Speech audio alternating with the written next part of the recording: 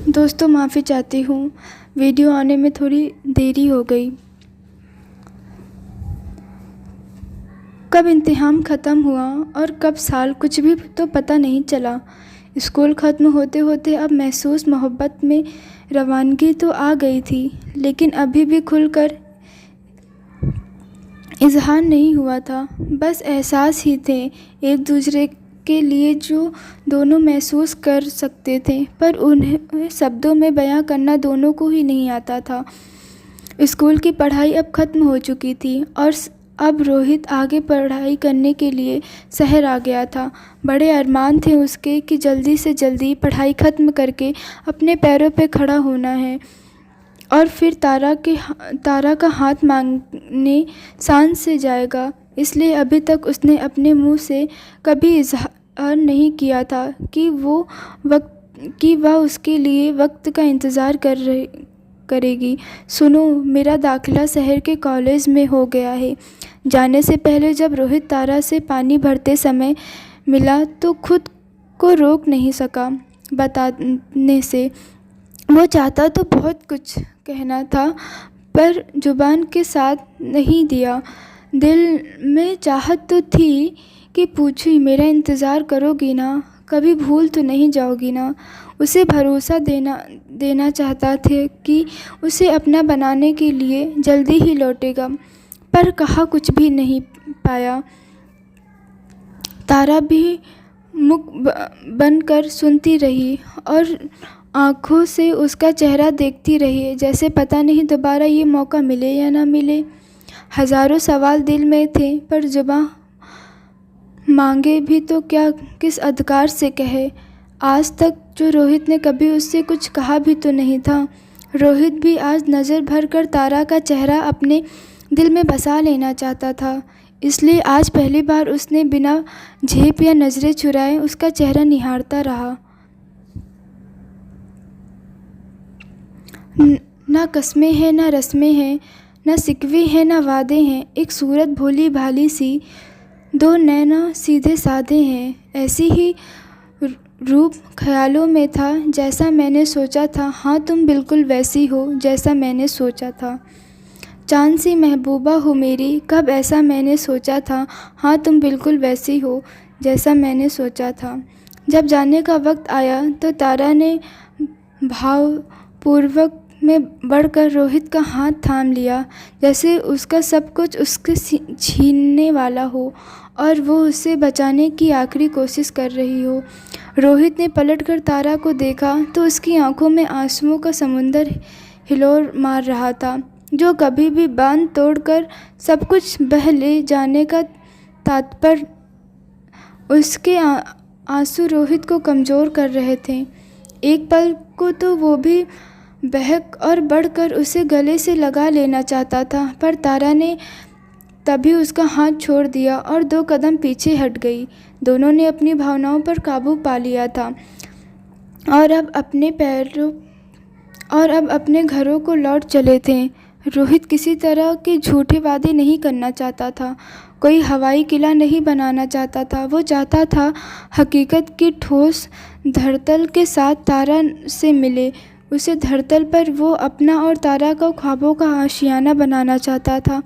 इसलिए उसने चाह कर भी नहीं कहा कि उसका इंतज़ार करे वो, पर उसने मन में पूर्ण विश्वास था कि उसकी तारा उसका इंतज़ार ज़रूर करेगी। तारा की सूरत और उसके हाथ की वो पहली छुअन को दिल में बसाए रोहित अपने मामा के साथ शहर पहुंच गया। उसे हमेशा तारा की इज्जत का ख्याल रहता, इसलिए उसने कभी भी तारा को ना तो फ़ोन किया और ना ही कभी कोई चिट्ठी लिखी। वैसे भी अब कहाँ सभी के पास मोबाइल फ़ोन हुआ करते थे और वो किसी और के नंबर पर कॉल कर तारा से बात नहीं कर सकता था। पर अब अपने दिल के हर जज्बा कविता के रूप में अपनी डायरी के पन्नों पर उतारने लगा। बहुत संभाल कर रखता अपनी डायरी को। उसने सोच कर रखा था जब भी मिलेगी तारा उसे पढ़ने देगा, और जब वो उसकी डायरी पढ़ने में व्यस्त होगी तो वो उसके चेहरे को पढ़ेगा। तारा को सोचते ही उसके चेहरे की चमक दुगनी हो जाती थी। तारा ने भी पास के गांव से ही अपनी आगे की पढ़ाई जारी रखी थी। कभी कभी बातों में उषा के मुंह से तारा का हाल समाचार मिल जाता था, पर और कोई इस तरह से तारा भी कभी पानी भरते समय या कहीं जब उषा से मिलती तो उसे भी रोहित के समाचार मिल जाते। लेकिन जब से उषा की शादी हुई और वो विदा होकर अपने ससुराल चली गई, वो सहारा भी छूट गया था दोनों का। आज उसने पढ़ाई का अंतिम साल भी ख़त्म हो चुका था। आज वो अपने मामा के साथ गांव वापस जा रहा था। इतने साल कैसे गुजारे कोई उसके दिल से ही पूछता। उसने कई जगह नौकरी के लिए आवेदन भी दी थी, पर उसे नौकरी से ज़्यादा तो अब बस तारा की एक झलक देखने की जल्दी थी। गांव पहुंचकर तो रोहित के पांव ज़मीन पर नहीं पड़ रहे थे। वो खुशी के मारे लगभग दौड़ पड़ा अपने घर की ओर। अरे छोरे, के हो गया? घड़ी जल्दी है घर पहुंचने की। थारे को घर बड़ी ही रहेगा। आराम से चल मामा, आप आओ आराम आराम से। मैं को नहीं रुक सकता अब। और वो बैग को कंधे पर टांगता हुआ दौड़ चला। आ गया छोरा, घड़ा इंतज़ार करवाया तूने। आंखें तरस गई थी थारे को देखने वास्ते। माँ रोहित को देख भावुक विभल हो चुकी थी। कभी उसे गले लगाती तो कभी उसके चेहरे को हाथों में भरकर माथे को चूम लेती। रोहित भी इन सालों में सबसे मिलने को तरस गया था। माँ की गोद में मिलने वाली सुकून की नींद को तरस रहा था। उसने अपना सिर माँ की गोद में रख दिया। माँ उसके बालों को हाथ फेरती रही तो न जाने कब उसकी आँख लग गई और जब जगह तो शाम हो रही थी। जग जा छोरे, बिना कुछ खाए पिए सो गया। लगे हैं घड़ी थाने हुई थारे को। चल अब जल्दी से हाथ मुंह धो ले और कुछ खा कर जल्दी से तैयार हो जा। माँ ने उसके सिर पर हाथ फेरते हुए कहा। तैयार कठे जाने को है माँ? रोहित ने आंगन में ही पानी से मुंह धोते हुए सवाल किया। हाँ, वो सूरजन सिंह की छोरी के नाम है उसका। माँ ने नाम याद करने के लिए दिमाग पर जोर डाला। तारा, रोहित ने याद दिलाया। हाँ वही तारा, वाका आज ब्याह है। बड़ी ही बहुत ही फ्रूटी छोड़ी है। माँ अपने धुन में बोलने जा रही थी। वही रोहित के पैरों के नीचे से जैसे किसी ने ज़मीन खींच ली हो। गिर ही गया होता वो अगर ऐन समय पर अश्विन ने आकर उसे संभाल न लिया होता। क्या हुआ छोरे, तबीयत ठीक नहीं लग रही के? माँ भी हड़बड़ा कर रोहित के पास आ गई। उससे चारपाई पर लाकर बैठने में अश्विन ने मदद करने लगी। अरे कुछ ना हुए चाची, थोड़ा थक गया लगे है। चिंता की कोई बात को नहीं। मैं अठे रोहित का साथ रुकता हूँ। आप ही हो आओ ब्याह से। अश्विन जो रोहित के आने की खबर सुनकर उससे मिलने आया था, वो उसकी हालत भली भांति समझ रहा था। दोस्त, माफ़ी चाहता हूँ आप सभी से। मैं जानती हूँ इस आखिरी भाग को पोस्ट करने में बहुत समय लगा दिया, पर कई बार कोशिश करने के बाद भी ये भाग लिख नहीं पा रही थी। शायद इसीलिए क्योंकि इसे लिखते ही ये कहानी ख़त्म हो जाती। और रोहित और तारा में इतना जुड़ाव हो गया था कि मैं उनका साथ छोड़ना भी नहीं चाहती थी। जो भी हो, एक लेखक को तो अपने किरदारों से लगाव हो ही जाता है, पर इस तरह अपनी सभी को वेट नहीं करवाना चाहती थी। इसलिए सभी से मैं दिल से क्षमा चाहती हूँ। सभी के चले जाने के बाद रोहित अब खुद को संभाल नहीं सका और भागता हुआ अपने कमरे में जाकर दरवाज़ा बंद कर लिया। बाहर से अश्विन ने उसे बहुत आवाज़ लगाई, पर रोहित ने कोई उत्तर नहीं दिया। वो अकेले रहना चाहता था। लड़के हमेशा खुद को मजबूत दिखाते हैं, पर कुछ पल ऐसे होते हैं जब वे बुरी तरह टूट जाते हैं और उस पल वो भी रोकर चीख कर अपना दर्द दिखाना चाहते थे। पर फिर उन्हें याद आता है कि वे लड़के हैं। उन्हें सबके सामने खुद को कमज़ोर दिखाने की इजाज़त नहीं। इसलिए रोहित सभी के सामने नहीं जाना, मुझे कहीं नहीं जाना, तू जा यहाँ से अभी। रोहित ने अंदर से ही जवाब दिया। रोहित, वो एक बार तुझसे मिलना चाहती है, मिल ले यार। क्या पता कुछ कहना चाहती हो, ये आखिरी मौका है रोहित, गुस्सा छोड़ दे, चल एक बार मेरे साथ। अश्विन बाहर से आवाज़ लगाता रहा, पर रोहित ने फिर ना तो कोई जवाब दिया, ना ही दरवाज़ा खोला। हार कर अश्विन वहाँ से चला गया। अश्विन के जाने के बाद रोहित ने अपने को कमरे में बंद कर लिया। जब दर्द बर्दाश्त से बाहर हो गया तो चीख पड़ा। उसने कमरे में सारे सामान पर अपना गुस्सा निकालना शुरू कर दिया। लगभग हर चीज़ उठाकर उसने नीचे फेंक दी थी और आंखों से आंसू लगातार बहते जा रहे थे। उसे कुछ भी समझ नहीं आ रहा था कि क्या करे। जब थक गया तो वहीं दरवाजे के पास अपने घुटनों में मुंह छुपाकर बैठ गया। अब कमरे में सिर्फ उसकी बेआवाज़ सिसकियाँ थीं। बिखरा हुआ कमरा उसके बिखरे हुए दिल की कहानी कह रहा था। थोड़ी देर में दूर से हल्की हल्की बैंड बाजे की आवाज़ रोहित के कानों में अब भी पहुंचकर बारात के आगमन की सूचना दे रही थी। रोहित ने उठकर कमरे की खुली खिड़की को बंद कर अपने आप को पूरी तरह से कैद कर लिया और फिर से सुबह उठ, क्यों तारा, क्यों किया ऐसा? मेरा इंतज़ार क्यों नहीं किया तुम? रोहित बार बार यही सवाल दोहराता रहा, पर जवाब उसके पास था। वो तो वहाँ थी ही नहीं। उधर तारा ने जब बैंड की आवाज़ सुनी तो जैसे नींद से जागी हो उसने सारा की तरफ देखा तो सारा ने उसकी आंखों में छुपे सवाल के जवाब भी अपनी गर्दन में हिला दी। तारा ने फिर निराश होकर अपनी गर्दन नीचे झुका ली। उसकी आखिरी उम्मीद भी टूट चुकी थी। जब उसने सुना था कि रोहित आ गया है तब उसके मन में भी एक उम्मीद का दिया जला लिया था कि शायद अब सब ठीक हो जाए। इतने सालों तक वो किसी तरह अपने बापू को मना करती आई थी, पर जब उसकी तबीयत खराब रहने लगी और उन्होंने उसके पीछे उसके छोटे भाई बहन का हवाला दिया तो एक बेटी विवाह हो गई।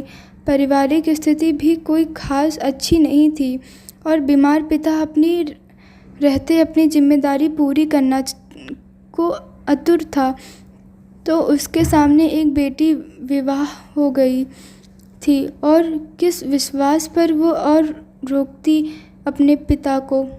जब रोहित ने उसे कुछ भी नहीं कहा था, अंत में उसने अपने पिता की बात समझते हुए एक अच्छी बेटी का धर्म निभाया और शादी के लिए हाँ कर दिया। पर तारा तो अभी भी विश्वास था कि अगर रोहित अब भी आकर उसके पिता से बात करेगा तो वो किसी भी तरह से उन्हें मना लेगी। इसी उम्मीद पर कि आखिरी पल तक उसकी आंखें दरवाजे पर टिकी रही, पर रोहित को नहीं आना था। वो नहीं आया। रात बीत चुकी थी। तारा की मांग में किसी और का नाम का सिंदूर भरा जा चुका था और अब विदाई की घड़ी आ चुकी थी। तारा सारा के गले लग जार रो रही थी। जाने के बाबुल के आंगन के छूटने का दर्द बह रहा था उसकी आंखों से। यह रात बीत चुकी थी। औरतों का करुण विलाप और दोबारा से बजते हुए बैंड बाजे दुल्हन की विदाई का संकेत दे रहे थे। ये सब सुनकर रोहित भी जैसे अब होश में आया। अब उसे एहसास हुआ कि सब कुछ उसके हाथ से छूट गया है। वो बेतहाशा बाहर भागा। तारा के जाने से पहले एक बार उसे जी भरकर देख लेना चाहता था। अचानक से उसे अपनी डायरी की याद आई जिसे वो रोज़ तारा के लिए लिखता था। अपनी याद के रूप में अपने वो सारे एहसास तारा के तोहफों में देना चाहता था जैसे उसने इन सवालों में अपनी डायरी में संजोए थे। वो वापस पलट कर आया और पागलों की तरह डायरी ढूंढ रहा था। पूरे कमरे में फैले या बिखरे सामान को एक बार और उसने उलट पलट कर दिया, पर डायरी को नहीं मिला था। वो नहीं मिली। शायद रोहित उसे अपने मामा के घर ही छोड़ आया था। एक बार फिर वो अपना सर पकड़कर बैठ गया। तेज होती बैंड की आवाज़ ने रोहित को एक बार फिर होश में ले आया। दुल्हन को लेकर बारात अब निकल चुकी थी। वो पागलों की तरह फिर से तारा के घर की तरफ भाग पर बहुत देर हो चुकी थी। उसके सामने बस गाड़ी से उड़ गुल का गुब्बार था और कुछ भी नहीं। वो वहीं एक पेड़ का सहारा लेकर खड़ा रह गया। सभी महिलाएं घर के भीतर जा चुकी थीं, पर सारा ने उसे देख लिया तो उसकी तरफ बढ़ आई। बड़ी जल्दी आ गई। सारा की आंखों में रोहित के लिए बहुत गुस्सा था, पर वो उससे ज़्यादा कुछ कह ना सकी। रोहित की हालत उसके बारे में सब कुछ बयां कर रही थी।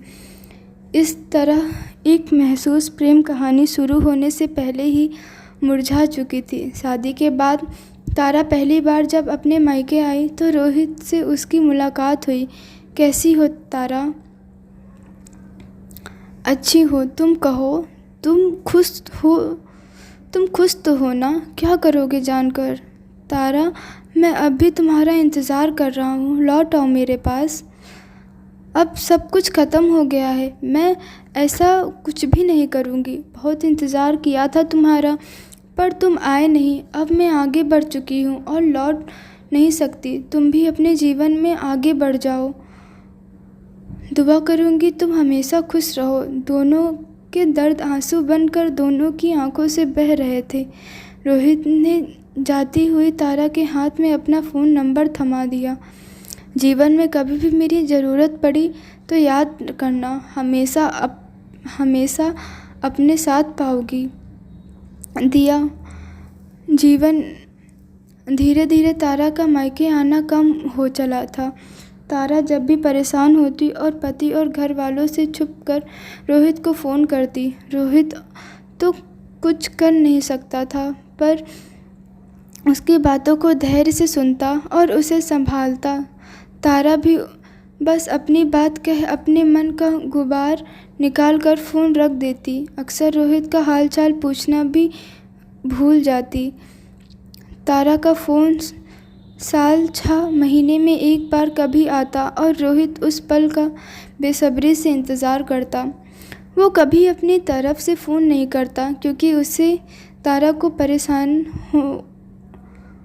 परेशानी हो सकती थी। पर इंतज़ार करना तो उसके बस में था, तो वो करता इंतज़ार। और जब तारा का फ़ोन आता उसे ज़िंदगी मिल जाती, जैसे मुर्दा जिस्म में जान पड़ गई हो। जितनी देर तारा बोलती रहती उतनी देर वह बस चुपचाप उसे सुनता रहता। बहुत कुछ कहना चाहता उसे, पर उस वक्त बस उसे सुनना चाहता था। और जब उसे लगता कि कुछ अपनी कहे, तब तक तारा के फ़ोन रखने का समय हो जाता। तारा ने कभी संपर्क न टूटे या कभी तारा को उसकी ज़रूरत हो और वो उसे फ़ोन कर और उसका नंबर ना मिले, इसलिए रोहित ने फिर कभी अपना नंबर नहीं बदलने दिया। रोहित के घर पर सभी दबाव बनाते रहे उसकी शादी के लिए, पर रोहित ने कभी हाँ नहीं किया। तारा की जगह वो किसी और को देना नहीं चाहता था। सभी दबाव बनाते रहे उसकी शादी के लिए, पर रोहित ने कभी हाँ नहीं किया। तारा की जगह वो किसी और को देना नहीं चाहता था। तारा के कहने पर उसने कभी व्हाट्सएप पर अपनी डीपी नहीं लगाई। तारा जब भी परेशान होती तो उसे रोहित की याद आती और रोहित उसे हमेशा संभालता। दूर होकर भी वो तारा के लिए हमेशा उसका संभल बनता। तारा के लिए कभी उसके मन में कोई गलत भावना नहीं आई। हमेशा उसकी चाहत तारा के लिए बनी रही। तारा अपने घर में खुश रहे इसी में रोहित अपनी खुशी ढूंढता। ये एक ऐसा रिश्ता बन गया था जिसमें कोई लालच, कोई चाहत नहीं थी, बस एक महसूस सी मोहब्बत थी जो मुकम्मल नहीं हुई। अक्सर हमारे आसपास होता है पवित्र सा एक रिश्ता ऐसे भी। दोस्तों, आपको हमारी ये स्टोरी कैसे लगी आप हमें कमेंट करके ज़रूर बताइएगा। तब तक के लिए नमस्कार।